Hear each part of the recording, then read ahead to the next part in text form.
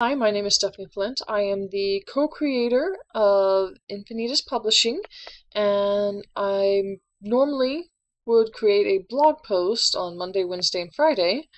However, I found that writing blog posts typically, takes anywhere from 30 minutes to a couple hours, and takes up a lot of time that I would like to be putting towards, some of the other projects, such as, Magic Stealing, the second book of the Wishing Blades series. Also towards the Multiverse Chronicles, I'm trying to get those edited. And there's a few other projects I'd like to work on, plus, book cover design and other projects. So I've been trying to experiment with ways that I could potentially free up some time, but still continue to create content that's hopefully interesting. So one idea that I decided to try was creating a video and testing out, the YouTube testing out the speaker headset, just seeing how everything kind of plays out.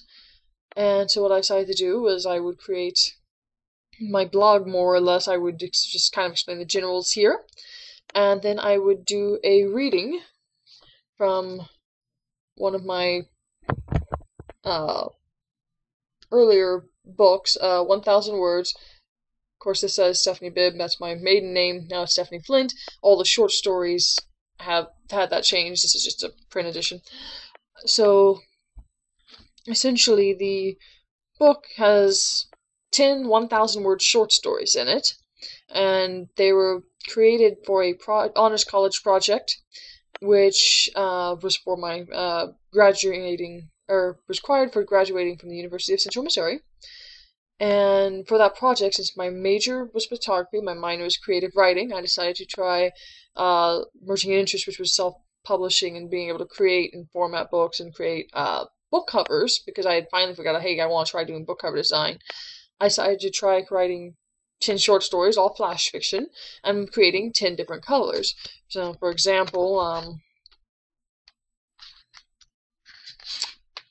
you have The Carrier. And of course, this is an expensive print book because it's got color. But then, like here, you have The Carrier. That's the book cover. And then over here, you have the actual story. Going through these, of course, I wrote these a few years ago. Still trying to get the hang of the publishing, so it's not perfect.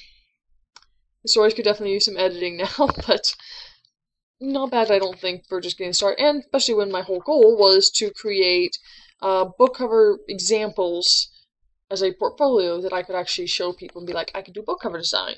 And actually, a couple of them did actually help me to get jobs doing like book covers. So, did a job. But now I'm going to read The Magician, which is one of the stories. It's a kind of a magical fantasy story to it. The Magician. A hooded figure creeps across the stage, his footfall silent against the ancient wood floor. He holds a flickering candle, no taller than a man's thumb, and stops at the first bronze cradle. He extends the iron pole, holding the flame to a gas burner and withdrawing it at the moment a fire bursts forth.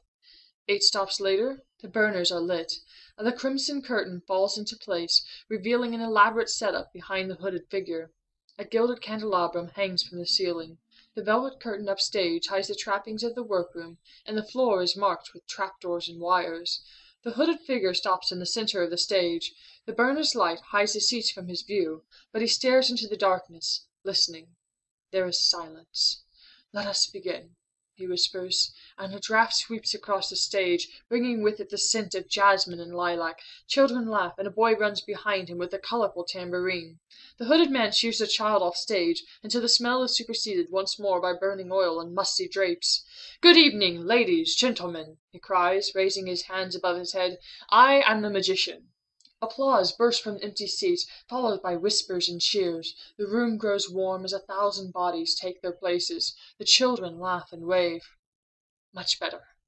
"Tonight I have a performance worthy of a king," the magician shouts. "Would the good king, by chance, be among us?" "Hear, hear!" a voice cries, and the audience erupts into stomping that shakes the burners and the bronze. The candelabrum swings above the magician, and he flicks his hand. Navy blue powder erupts from his sleeves, and silver light flickers in the candelabrum, showering the stage in sparks. The audience covers their mouths and exclaim their amazement. He walks through the sparks, his hood shielding him from harm. Tonight, I have a performance special for those of you among us. The audience whispers, and he motions his hands for them to quiet. There, there, I will make it too special. The burners flicker and dim. For none of this is real, I'm sure. That's what you were told. The audience nods, and the magician smiles. He reaches his hand toward them. One of you has just received a flower. Would you please stand? A young woman stares at the yellow lilies she now holds, then stands. Thank you. If you would be so kind as to join me. He offers her his hand, pushing back his hood and cloak to reveal himself. I will not harm you.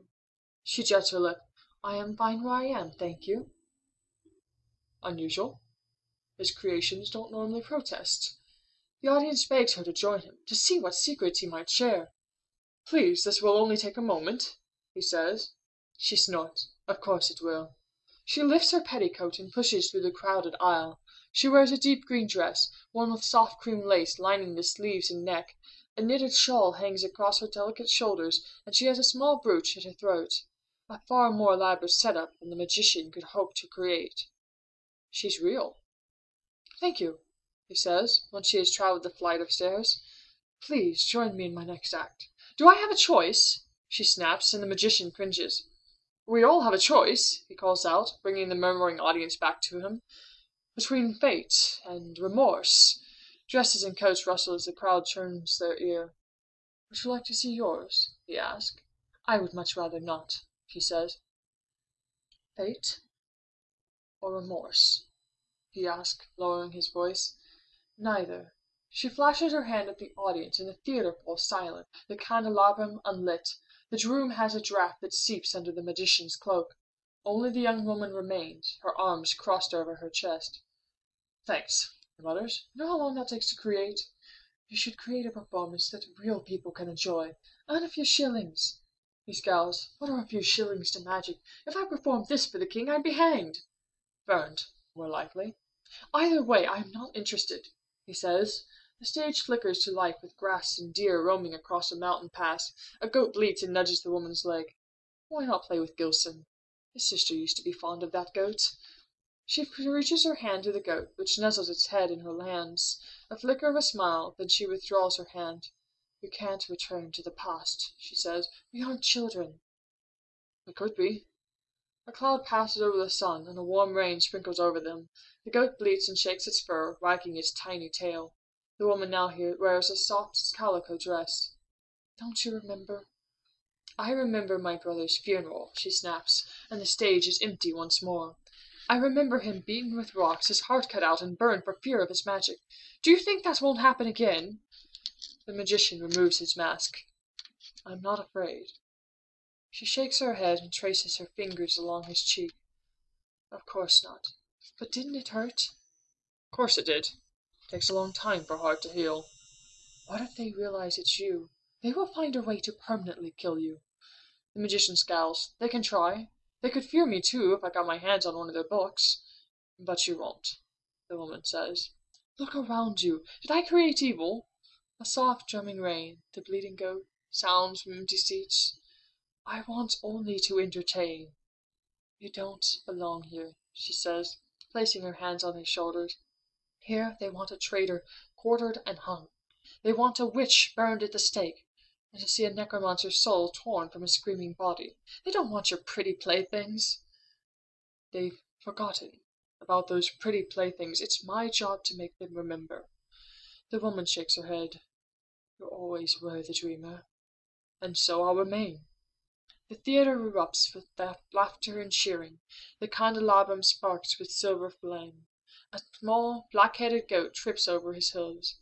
A tall oak door opens behind the audience, and the woman in the green dress disappears. I hope you guys enjoy The Magician. It is one of the 1,000 word short stories. It is available for free as an ebook. It's about 1,000 words. Cute title of the book. If you guys like this, if you like having the video recording, please let me know. I may do more of them. If this doesn't go well, I may not.